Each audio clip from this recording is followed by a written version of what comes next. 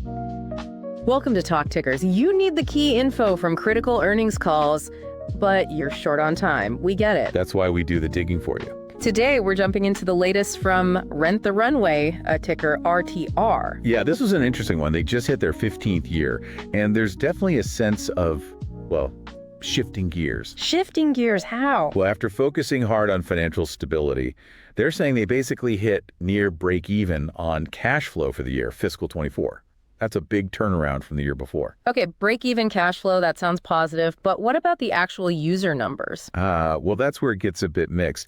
Ending active subscribers in Q4 were just under 120,000. And how does that compare? It's actually down, both from the year before and from Q3. Average active subs dipped a bit too year over year. They put that down to less marketing spend and just, normal seasonality. Okay, so fewer subscribers, but maybe making more money per subscriber. What did revenue look like? Q4 total revenue was $76.4 million.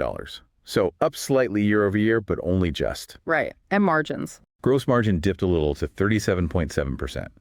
They said that was because of more revenue share inventory in the mix. But adjusted EBITDA? That was a definite bright spot, $17.4 million for Q4, which is a pretty significant jump compared to last year. And you mentioned cash flow earlier. Yeah, free cash flow for Q4 was positive $2.1 million. Yeah. Big improvement.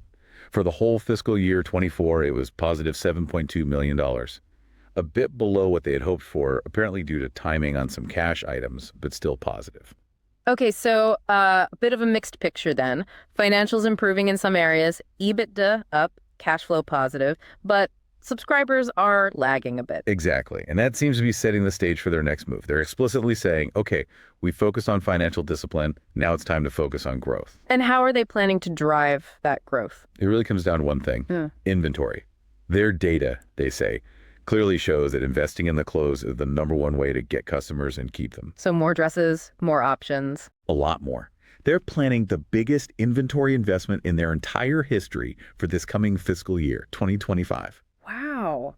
Biggest ever. What does that actually mean for someone using the service? Like tangibly? Well, they expect to literally double the number of new inventory units compared to last year. Double. Okay. And they're getting specific.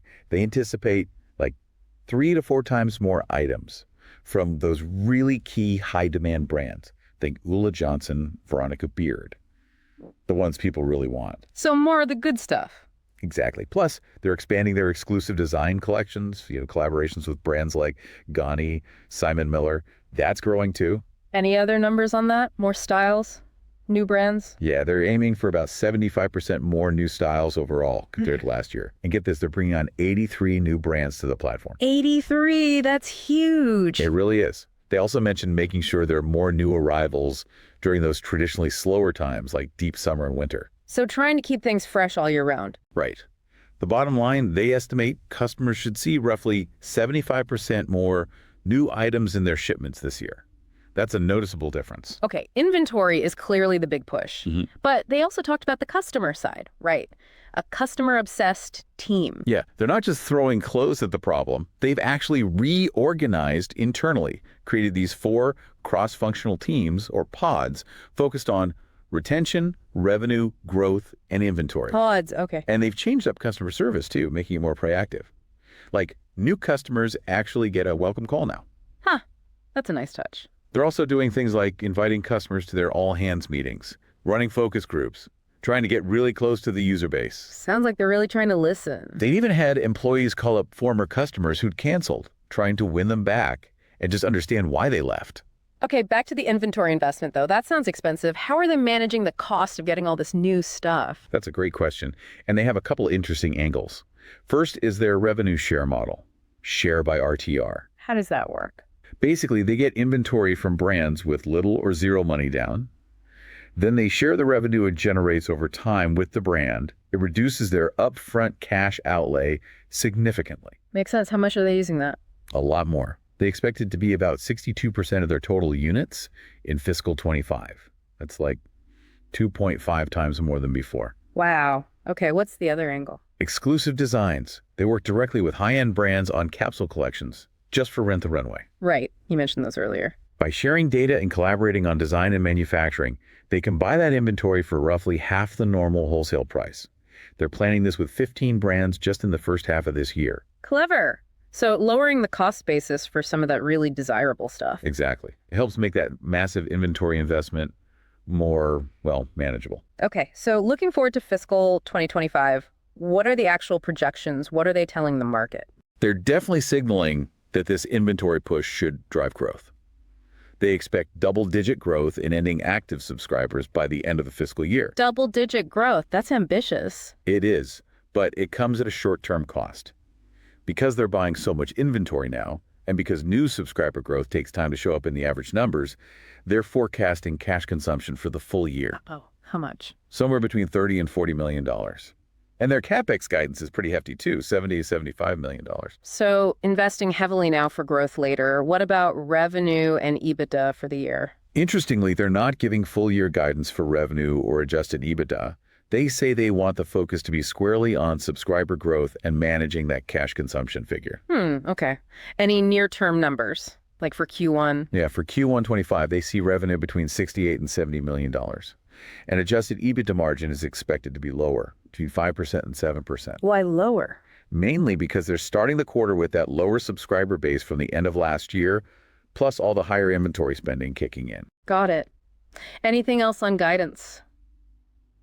Tariffs, maybe? They mentioned tariffs are a factor they're watching, but it's evolving quickly and isn't baked into the current guidance. Too uncertain right now. Okay, so summing it up for someone thinking about this from an investment angle, what's the big picture takeaway? Well, it's clearly a strategic pivot, right? Moving from defense financial stability to offense growth fueled by inventory. It's a bet. A bet that better clothes bring back the customers. Pretty much. And the way they're getting those clothes through revenue share and exclusive designs is quite innovative. It could lower risk and cost down the line. If it works. If it works. The subscriber growth they're aiming for is absolutely key. They need that to leverage their fixed costs and start generating solid free cash flow again. So expect some cash burn now, but the hope is this investment unlocks loyalty and maybe even some organic word-of-mouth growth. That seems to be the plan. And apparently they're hearing anecdotally that current subscribers are noticing the better inventory already, so maybe some early positive signs. Interesting. All right, let's shift gears slightly. Time for our This Is Not Financial Advice segment. Just a bit of creative thinking. Any outrageous but plausible trade ideas spring to mind from this call? Okay, well, thinking about this massive inventory upgrade, really leaning into high-value items and access. Here's a wild thought. A pairs trade. Okay. Go long. Rent the Runway, RTR.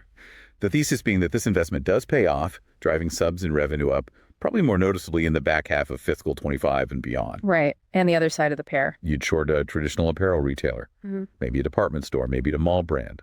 One that's perhaps struggling to adapt to, people wanting experiences and access rather than just owning more stuff. So the idea is RTR's improved offering pulls fashion spend away from the old guard. Kind of, yeah. It's betting that RTR's model, supercharged with better inventory, captures share from retailers who aren't keeping pace with changing consumer habits. High risk, definitely. Success hinges entirely on RTR executing this plan and consumer trends continuing that way.